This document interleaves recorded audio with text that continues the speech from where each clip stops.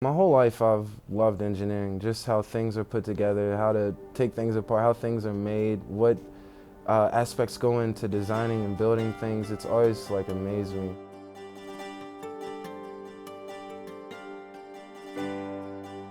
I didn't get to go to many camps other than sports camps, so going to engineering camp was different for me, and it opened up some doors. I felt like if I came to this camp, then maybe I'd see some things that I didn't see every day in school.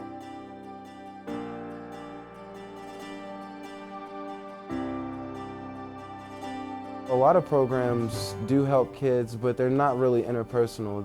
They're not really hands-on. The good thing about Engineers of Tomorrow is there's a lot of staff members that are around at all times to help the students when they need help. So you can ask them questions, you can pick their brains and find out, well, how do I do this? How would I get through this? How would I solve this problem in class?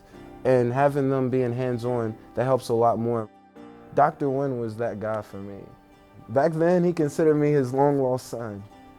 He would call me his long-lost son, and there's no way. But I love him to death. He was the one that, stay focused, just always on me, right then and there. As soon as I step out of line, he'd keep me back in attention. And that helped discipline me, and helped get me through the program and actually give me a better experience than what I would have gained had I not listened to him. So I feel like he played a major role in me actually going to college and coming here to WVU. And just to be able to, know that you have somebody that you just met, you just met this person and they're willing to help you that much. That helped me out in aspects like greater than just college, like that helped me out with life. Because I feel like it's helped me that much. If I was to be successful, then I would owe something. I would need to find some way to give back to them. So upon receiving that job and a few years of being able to settle down, I'd be able to, in return, donate money towards a scholarship that could possibly help a kid that was in my position in high school, wanting to attend college but not knowing where to go, not knowing what to do with life. But after graduating, there's that possibility of going to college just because I attended the Engineers of Tomorrow program. And just that 1 week could change your life.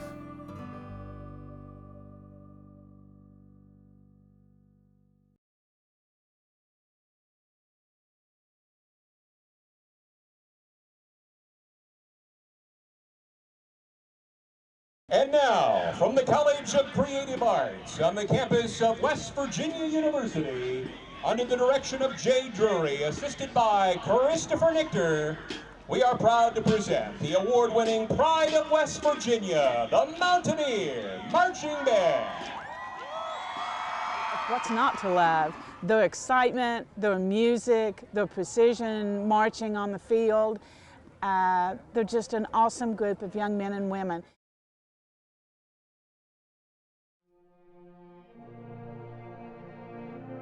Used to go to the games just to watch the band.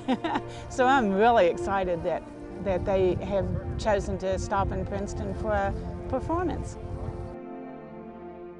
Whenever a young student, a young person gets to see something like this live, you can watch it on TV all you want to. When you see it live, it makes a huge impression. And that is worth a million words. I tell you, when they take the field and start running out there, there's nothing, if you can stay seated, I don't know how you can do it. But I know I'm always jumping up, yelling and clapping my hands. What feeling do I get? You want to see my goosebumps? I just get so excited. I get teary-eyed, I get goosebumps. I sound like one crazy fan. It's been 2 years that I've known about the travel fund, and we contribute to that because when you go to the ball game, it would not be a ball game without the Pride out there playing. It just wouldn't be the same. Travel fund for the university band is so important. Any amount that folks can give to help these kids be able to make trips to the games. It's really important for the fans that attend the games, the away games, that the band is there. It means so much for the band to come to a game like this. You can tell how excited everybody gets. As soon as they saw those buses pull up, everybody's rushing up, high-fiving band members. Whenever I see the band, whether it's in Morgantown or I see them on TV, it just filled with that West Virginia pride. I love to hear him.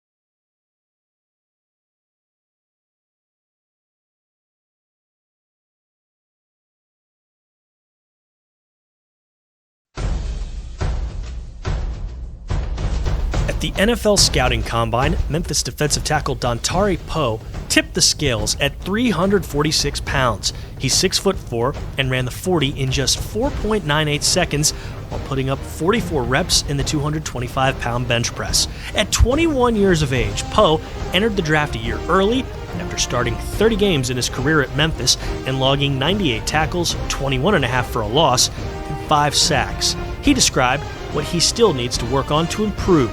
Just overall consistency. I think I need to maintain my level of play throughout the concourse of a whole game. That's probably the biggest thing. Poe projects as a nose tackle in the 3-4 defense, but he said he's also comfortable playing in the 4-3. Well, really, I'm used to both. Because we played both in college, so either or, would be probably good for me. I'm comfortable with playing, either or. So it's really not a big deal.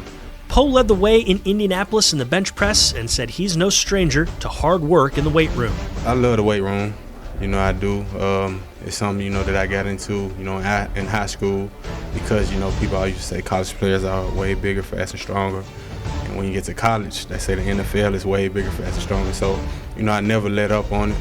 I'm intrinsically motivated, to do it, but football is the most fun part of it.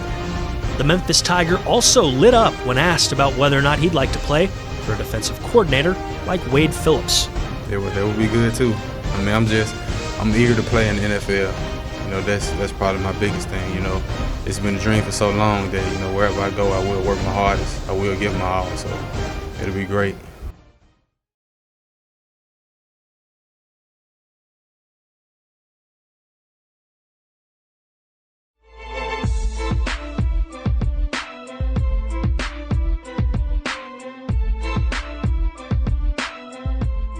Hi Texans fans, my name is Amanda and this is my second year with the Houston Texans cheerleaders. I definitely prefer going to the beach. I grew up just 30 minutes away from the beautiful Gulf waters of South Padre Island.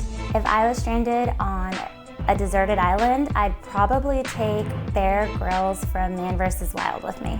My biggest fear is messing up at a game. That is why I work really, really hard and make sure that I hit everything and do it full out at practice. When I first came to Houston, it was a whole lot different. I grew up in a really small town, so Houston was a whole lot bigger. There's a lot more things to do here, so it's really exciting. There's a lot to do, so many different kinds of people. I love it. I was 3 years old when I first developed my passion for dancing and entertaining. I've done everything from ballet, tap, jazz, hip-hop, flamenco dancing. Growing up in the Valley, flamenco dancing is a really, really big thing. So I've been, blessed to have, gotten my feet wet in all types of dance. I love that I can just be myself whenever I dance. It's kind of like an outlet for me. My biggest memory as a rookie, standing in the tunnel and waiting to step out onto the field at Reliance Stadium, I had to pinch myself to make sure that it was all real. I was nervous, I was excited, I was going over the dance in my head. I had to tell myself, you know this, you got it. And when I stepped out onto the field and looked up, it was this amazing feeling. And I went out there, I performed, and I'm just really, really blessed and grateful to be back for my second year.